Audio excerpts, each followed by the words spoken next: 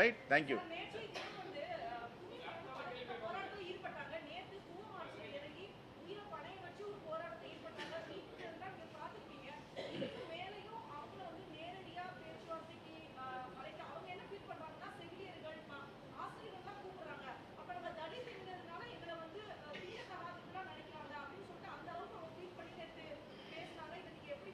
நீங்கள் சொன்ன கருத்தை தான் மாண்புமிகு முதலமைச்சருக்கும் தமிழ்நாடு அரசிற்கும் குறிப்பாக அந்த நகர்ப்புறத்துறை அமைச்சர் திரு KN நேரு அவர்கிட்ட நான் பேசினேன்.